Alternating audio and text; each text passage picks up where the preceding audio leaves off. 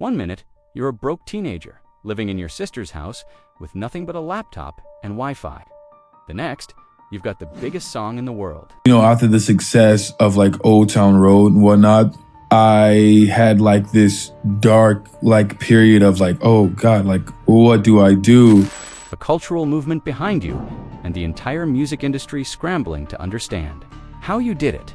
That's the story of Lil Nas X, a story so unbelievable it feels like it was written by the internet itself. I keep saying I'm in my block there and don't give a I'm at home unbothered.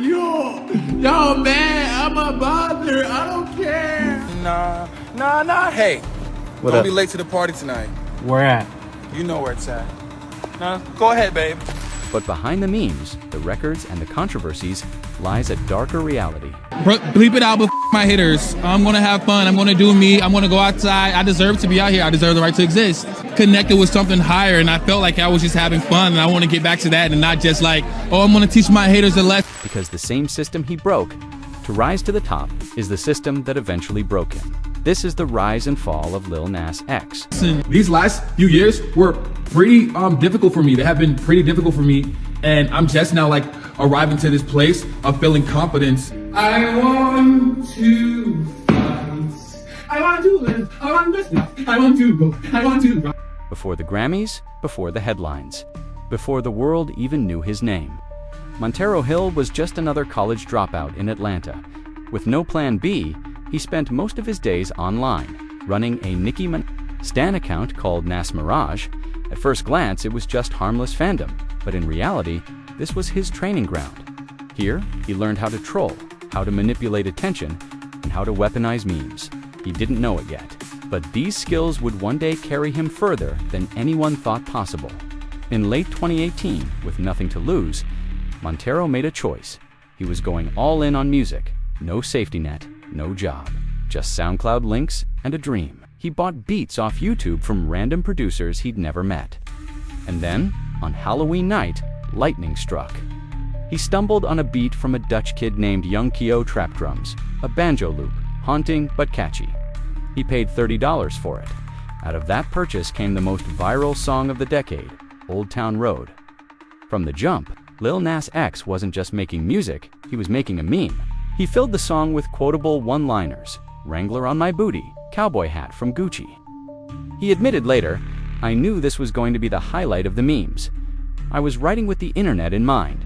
He didn't just understand, so he did something smarter, posting cowboy clips, horses, memes, and letting the app do its magic. Suddenly, Old Town Road was everywhere, in classrooms, in locker rooms, in car stereos blasting through suburbia. Teens made it their anthem. And within weeks, it started climbing the Billboard charts.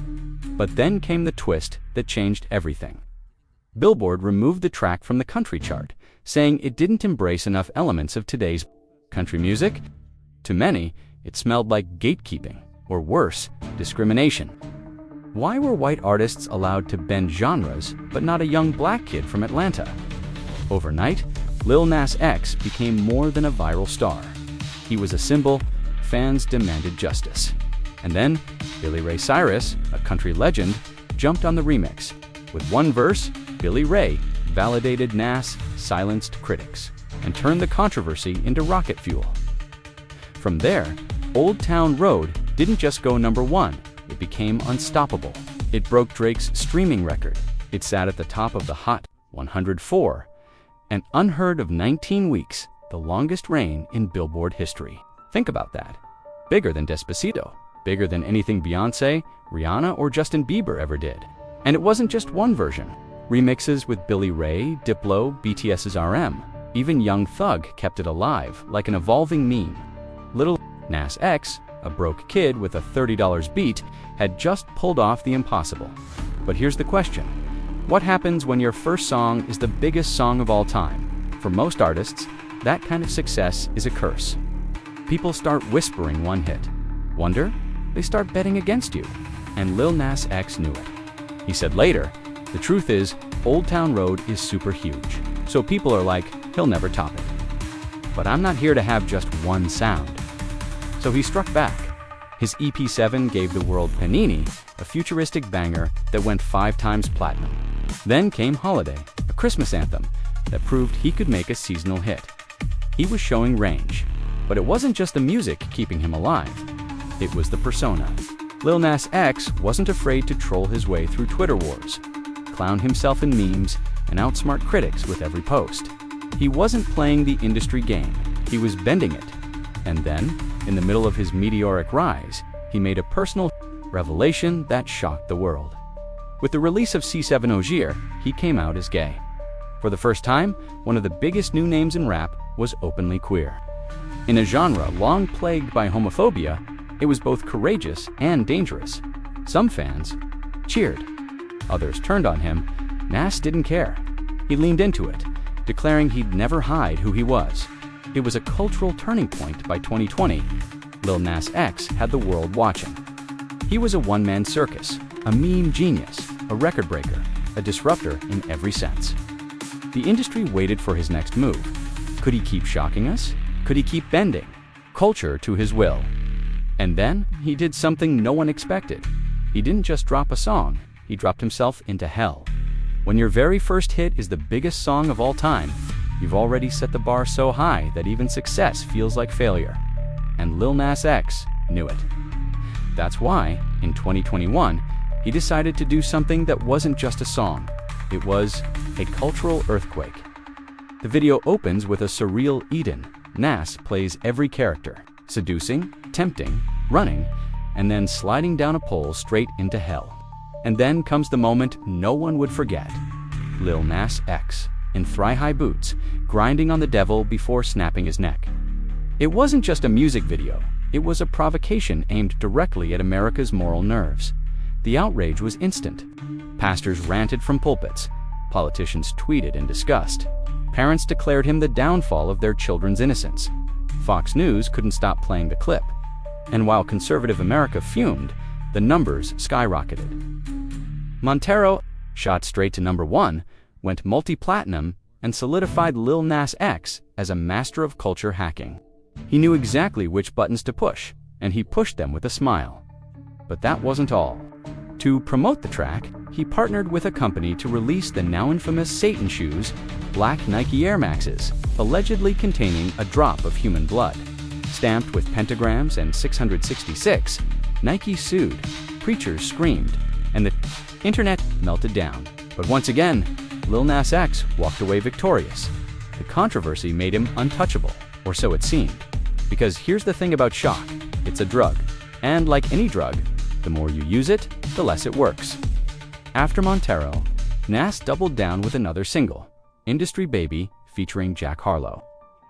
The prison-themed video, complete with pink jumpsuits, elaborate choreography, and a shower dance sequence, became another viral moment. The song went #1. The rollout was genius. He even staged a fake pregnancy, complete with belly photo shoots, to announce his album. When the baby was born, it was his debut LP, Montero. The internet ate it up, but behind the laughter and headlines, cracks were forming. Critics began asking, if every song needs a gimmick to go viral, what happens when the gimmick stops working? By 2022, Lil Nas X had a Grammy-winning debut album, several #1 singles, and millions of fans. But he also had a growing number of skeptics. Hip-hop insiders said he wasn't respected in rap circles. Some dismissed him as a troll rather than an artist. Even fans who loved him started wondering, was this just a cycle of outrage and memes? Could he actually build a long career on this? And then came 2023, the year everything changed. In January, Nas dropped a single called J. Christ. The imagery, Nas, dressed as Jesus, nailed to a cross, surrounded by religious symbolism. On paper, it was the same formula that had worked for Montero: provoke the faithful, stir outrage, fuel streams, but this time, something was different. The internet didn't explode. The outrage didn't trend. Instead, people shrugged. Fans called it lazy. Critics called it desperate. The song debuted at #69 on Billboard and quickly vanished. For the first time, Lil Nas X had released a flop. The backlash wasn't angry anymore, it was worse. It was boredom. The magic trick had been exposed, and then came the twist no one expected. News broke. Lil Nas X had been arrested for battery. Suddenly, The headlines weren't about music videos or Satan's shoes, they were about a real crime. For a star who built his brand on playful trolling, this was different. This wasn't a stunt. This was serious. The arrest shattered the carefully controlled image he had curated. Fans who once saw him as untouchable now wondered if his career was spiraling out of control. The critics had new ammo. He wasn't just running out of tricks. He was in trouble. At the same time, rumors swirled that Columbia Records, the very label that had once celebrated him as a genius, had scrapped his next album. Insiders claimed only 3 songs were saved. Suddenly, the golden child of TikTok was being treated like damaged goods. .NA seemed rattled. He posted snippets online, then deleted them. He admitted he was afraid to release music, terrified it would flop. He wrote, "I hate my relationship with fear of my songs not doing well. I wish I could just release without caring." The confidence, the trolling bravado, the smirk that once disarmed haters, it was fading. For the first time, Lil Nas X looked unsure of himself. The numbers told the story. His single Light again pulled only a few million streams, respectable for most artists. A disaster for someone who once racked up billions. Even behind-the-scenes clips from his Old Town Road era were getting more views than his new releases. The internet that once crowned him king was now ignoring him. Even his most dedicated fans were worried. On forums, theories spread. Maybe the label blackballed him. Maybe he lost his creative spark. Maybe the trolling had simply run its course. Whatever the reason, the energy was gone.